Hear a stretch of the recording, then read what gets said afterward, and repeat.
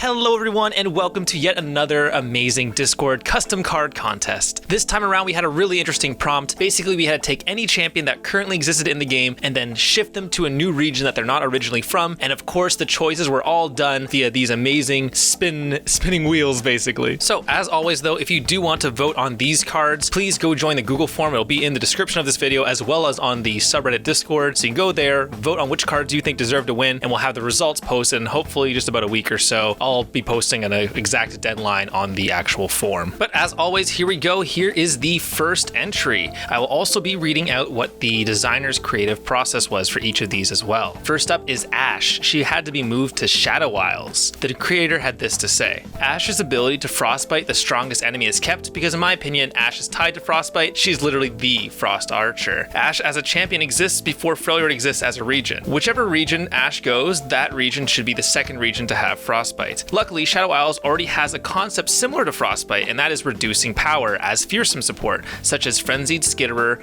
Nocturne, and Terror of the Tide. In fact, frostbite is a subset of reducing power. I changed Ashe's level up from frostbite 5 enemies to reduce the power of 10 enemies. In her leveled form, making units with 0 power can't block is redundant for an SI champion, since many SI units already have fearsome. Ashe gains fearsome herself in her level 2 form, and she makes all enemies ephemeral. This effect makes her too polarizing and oppressing at 4 mana, so Ashe is now a 6 mana champion with a little higher stats and a more powerful attack effect. The creating an arrow on top of your deck when level up is removed to avoid too much text. The next design is Soraka, and she had to be moved to Shadow Isles. The designer had this to say: the overarching theme of Shadow Isles is obviously death. When you have a character like Soraka who's based entirely around life, it can be difficult. However, using a similar approach as Maokai, who is life from death, I got my current design. I think the most integral thing to Soraka right now in LOR is 100% Star Spring. It is the main basis of the deck and is why all of her support cards and the Bilgewater cards are designed the way they are. I wanted to preserve that, so I designed Spring of Decay. The Spring of Decay enables you to kill all allies, as Shadow Isles likes to do, then it will revive them again to trigger their summon effects and allow you to kill them again in the future. Once you kill Soraka twice, likely using the Spring, she will level and upgrade the Spring to a Spring for the Empty. The reason I chose for the Spring to level up and kill enemies for Soraka's level 2 to drain from the Nexus was to keep the alternate win condition fantasy of the Star Spring. I'm not a big fan of win the game, however I do greatly enjoy ways of winning the game that are traditionally not possible. In this case, utilizing summoning to win instead of traditional combat. However, I thought that might be a little too weak, so I allowed the Spring for the Empty to also remove their blockers. The next prompt is for Misfortune in Ionia. The creator had this to say: initially I tried to play into Misfortune's rally style, and I was trying too hard to translate that into a region not suited for it. Then I focused more on her aggro aspect and then tried to think of Ionia's style of aggro. Then I remembered Ionia's summon-based units and thought to turn Misfortune into an Elise type champion more suited for Ionia while remaining true to herself. I focused on spamming units for those combo turns to whittle down the enemy as fast as possible with unit numbers kinda like Elise's spiders. Hence, I came up with this set. The next design was Callista in Bilgewater. Here's what the creator had to say: I focused first on the idea of the story, wanting to explain a new Callista properly changed for Bilgewater, instead of just visiting. As part of moving her away from Shadow Isles, this included her transforming to a more spirit-like form, which I chose to reference by reducing her connection to unit death and replacing it with a link to the fleeting mechanic, which both fits the new region and the view of an immortal ghost of mortal lifetimes. I then used Bilgewater's chance mechanic of stat shuffling to show her nature as unstable in the lore, in flux. The champion spell slotted into place neatly as support for her new mechanics and support for the casino archetype, starting from the basic idea of 2 units are called upon to stand by their promise. Will they turn up or will they run? The next prompt was Callista in Demacia. The creator had this to say: my favorite region is Demacia by a landslide, and I was lucky enough to get Demacia as one of the region's prompts. When I started working on the project, my initial focus was on making her make sense in the lore and base her changes off of that. She has some Lucian vibes because of the involvement with Shadow Isles and the similar gameplay styles, so the Sentinel of Lights was the only way I can make her find a place in Demacia. We haven't seen much of the Sentinels of Light, but the only other characters both have quick attack, so I decided to simply swap Fearsome with quick attack. Then I mainly focused on moving her aggro playstyle and effect into Demacia as a region, rather than making her feel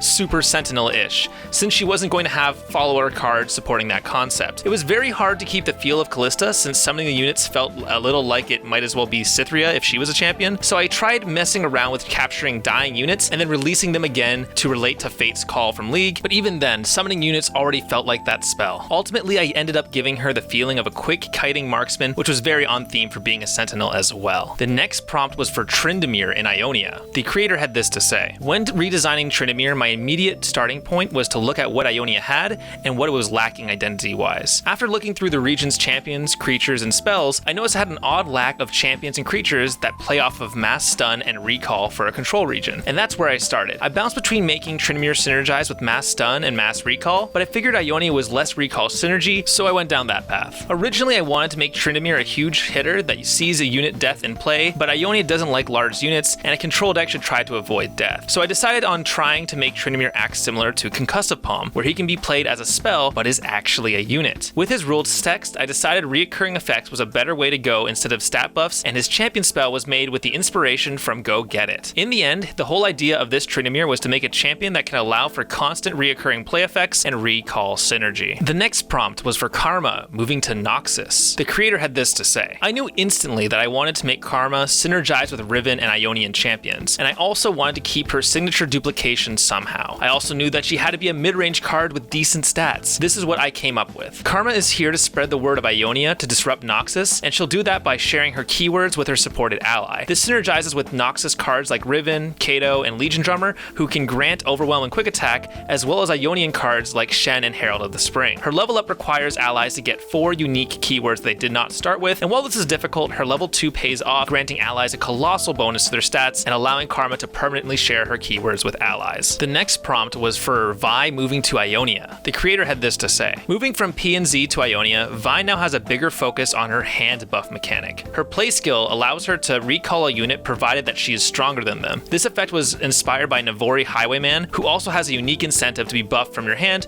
which is unfortunately lacking among the other Ionian cards. Once Vi sees you remove 3 enemies from play through either killing, recall, obliterate, etc., she levels up to max out her power and can potentially deal damage to the enemy nexus when she recalls an enemy as a callback to her P and Z level 2 form. Of course, the condition for triggering this effect is rather strict, given that Ionia is not known for dealing with indirect damage. Her champion spell simply allows you to recall an ally and give them +2/0, while recalling having obvious synergy with her play effect. She has other synergies with some spicy Ionian cards such as Yasuo and Monastery of Hirani, with the latter being the reason why she is 6 mana instead of 5. The next prompt was for Elise moving to Targon. The creator had this to say: it was very difficult to have Elise be a Targon champion, since other champions like Zoe and Diana already fit the design space of early aggro-based champion. I decided to go with a mixture of a solid stat line like Taric, but have her play a more supportive role where her primary objective is to survive long enough to flip instead of going for combat every turn. Invoking is one of my favorite mechanics about Targon, and having Elise conjure something from the stars felt like a great direction, and like other invoke-heavy champions of Targon, Elise's level 2 just continues to generate stronger cards and overwhelm the opponent with powerful celestials. The next prompt was to move Heimerdinger to Targon. The creator had this to say: I knew I wanted to do Heimerdinger because it would let me cheat a 3-card prompt into far more with generated cards. In Targon, it made the most sense for Heimerdinger to become a Rakori priest, generating heralds, each synergizing with their associated celestial. Heimerdinger is an invoke champion, acting as a value engine and finisher, like a smaller Aurelion Soul who can come online earlier. The heralds mostly use established Targon mechanics in new ways. Compared to his P and Z counterpart, Heimer costs 1 more and has +1/+1. Targon provides plenty of defensive options, so overall he is more able to stick onto the board. The level up is stronger with random keywords added, but the condition is harder because heralds don't have as much power as turrets. The biggest mechanical difference is that the cost of the heralds generated is not proportional to the cost of the card cast to generate them. A 2-mana invoke could generate a much more valuable herald, and you do not need to play the celestial card before getting the herald. This is balanced by the fact that Heimerdinger must be played later into the game. The Solstice is a very direct parallel to P&Z's Progress Day, and it is the ideal card for Heimerdinger. It immediately gives you 3 heralds and 3 discounted celestial cards. Be careful of hand size. Without a large invoke card, Heimerdinger would not be able to have enough invokes in the game to really find success. The biggest weakness with this design is that it's too heavy on juice. It takes invoke, a mechanic that generates you cards, and generates more cards on top of that. That being said, it gives you immediate value when you invoke, which does bolster the playstyle. The ways in which each herald synergizes with a celestial makes them very strong pairings, but with ways to provide value all on their own. The next prompt was for Shen and Noxus. Here's what the creator had to say: Spirit, physical. 2. Maintain the balance, they act as 1. What if we slice them into 4? I decided to focus on a theme of Shen that's otherwise not really explored, the duality between the 2 realms he guards and tries to maintain the balance between, to the chagrin of many individuals and factions. I decided to represent the 2 realms and the 2 weapons with 2 different card effects to pick between that reward a focus on different cards' locations, fitting as this is a new Shen, one that no longer cares for balance, unifying the realms, and in fact acts to disrupt it. No longer acts only when needed, but for a twisted sense of beauty of art with his blades as his brushes. This Shen no longer cares for protection and instead mutilates and destroys your deck and hand, but for nobody's gain but his own. Quickly, violently, dangerously, building power in the lands blighted by Noxus,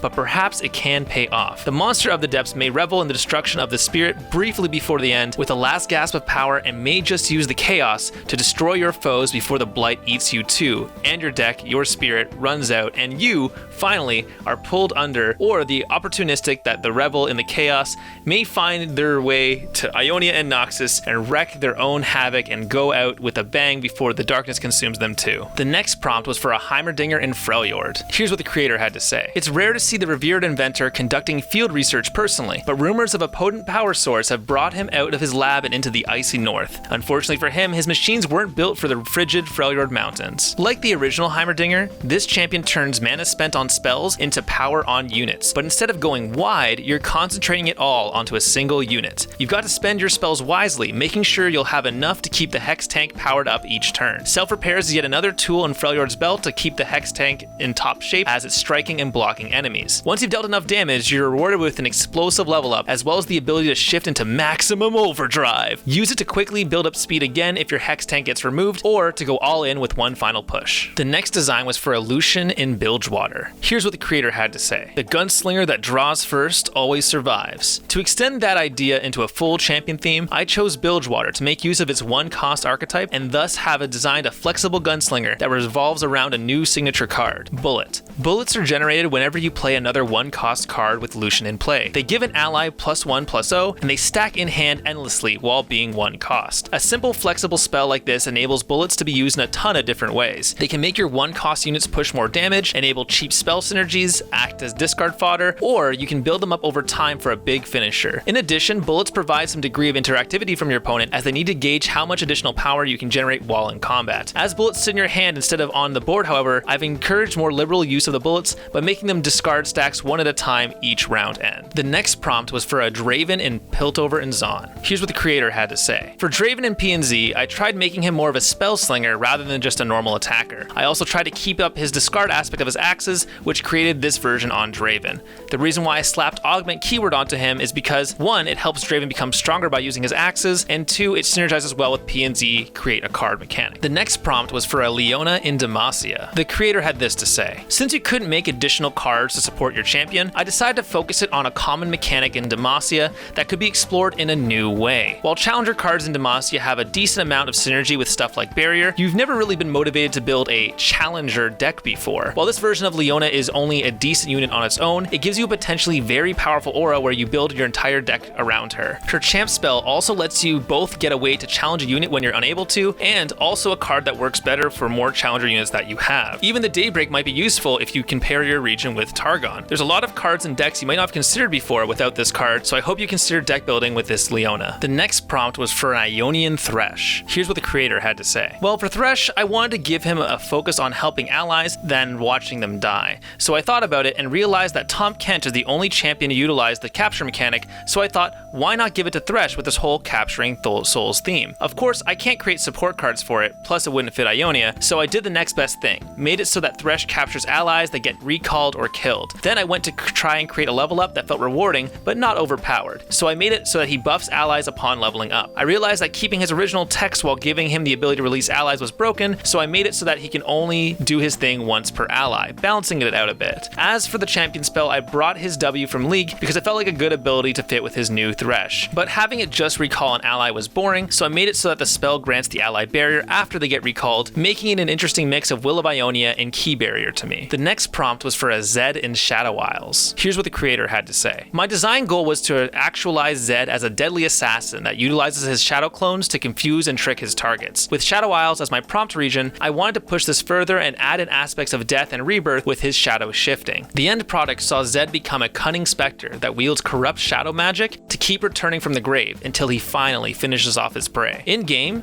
Zed is a relatively weak unit with only 1 HP, thus he's able to be removed by almost anything. But to permanently remove him, it can be much trickier. Zed constantly avoids death by shifting and rebirthing himself himself in his shadows. The opponent has to be very careful when they go in for the kill and think several steps ahead of the target order. The player who's controlling Zed can also have some creative offensive and defensive plays by taking advantage of Zed's kit. Everything matters when playing with Zed. Attack order, who to attack with, Zed, or the corrupt shadow, or both. Making sure you can create a shadow if there isn't one. Timing self-sacrifice tools is also very essential. Each time Zed is summoned or revived, he also grows stronger. After 3+ summons, Zed levels up and is now hungry for more shadows. Every time he is summoned after he levels up, Zed assassinates the weakest enemy unit by turning them into a shadow of their former self. Be careful not to play Zed unless you have several ways to help him get out of trouble. He is quite weak when he is alone, and when you don't have any tools to ensure a clone is always around for him. To effectively play Zed, you have to take advantage of all the revives and summoning effects that Shadow Isles already has: Chronicler of Ruin, Splinter Soul, and Zeg's signature spell, Soul Siphon. All work towards leveling Zed up, and then he becomes an efficient assassin who can pick off enemies one by one. Hopefully, this allows for interesting ways to use Shadow Isles summoning and revival mechanics, and showcases Zed as the deadly shadow assassin he is. The next prompt was for a Diana going to Ionia. The creator had this to say: "When I first saw all the Nightfall cards, I thought they needed a different goal for being aggro/aggressive and finding a home for Targon's Diana, since no one plays her, since her card is meant to be for controlling the board and not being an aggressive card. And so I thought of making a new Nightfall package that revolves around value gain/control playstyle from Nightfall themselves, and the best way to do it is by making their effect applied twice. Thus I came up with the level 2 of Ionia Diana. Thus my challenge begins with the level 1 and how to make her achieve that level 2 goal.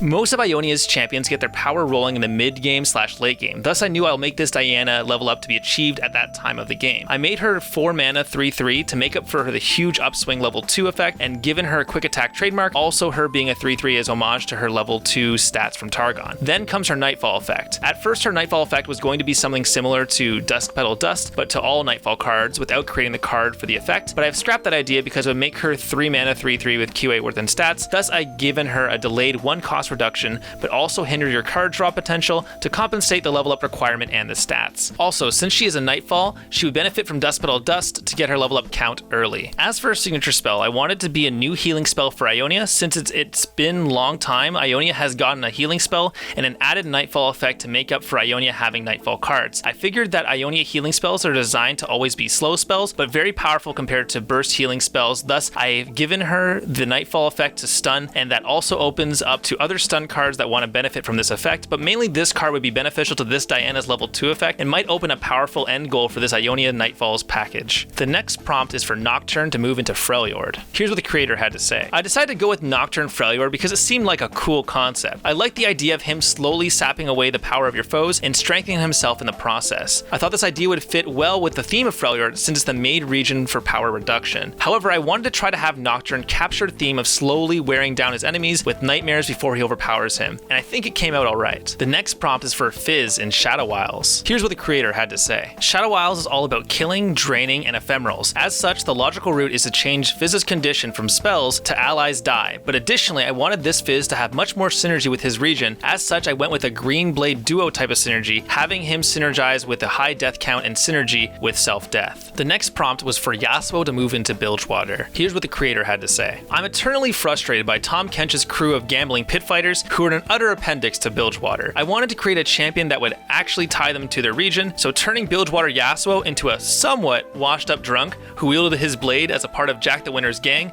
made sense. From there, I laid out what the followers offered: quick on-demand damage in larger chunks than the Noxus equivalent, and what they needed to be effective, namely a way to be healed or recycled, plus a way for their self-damage to actually contribute to the game plan. Making Yasuo into recall-based flicker champ hinted at his Ionian origins, while allowing him to reset his damaged allies, and, in the case of Boxtopus and Codger, get around their on-play self-damage, all without giving him healing, which neither fit him nor the region. Yasuo retained his quick attack to keep him alive while supporting, but took a dip in stats to get him into play faster. His level up puts that self-harm to use by providing a vengeful per-round damage spell fueled by his self-harm allies. This reflects his Ionian strike mechanic and has Overwhelm to make it more of a win condition. His champion spell was tricky, as I didn't want to introduce recall into Bilgewater as a non-champion mechanic. A drunken, aimless brawl seemed to fit his fluff, and I went through many iterations of involving repeated self-harm that kept falling apart due to the existence of Tough and a desire not to penalize powder kegs. In the end, Bar Brawl provides either self-harm or flicker with a random burn aspect to further suit the region and its flavor. In play, I'd expect Yasuo to be paired up with either Freljord or Noxus, the latter with Swain and Vlad, and the former with Sejuani and Braum, and of course Scargrounds. And with that, that is the final entry. Thank you so much, everyone, for participating in this amazing contest. It was an absolute blast to run.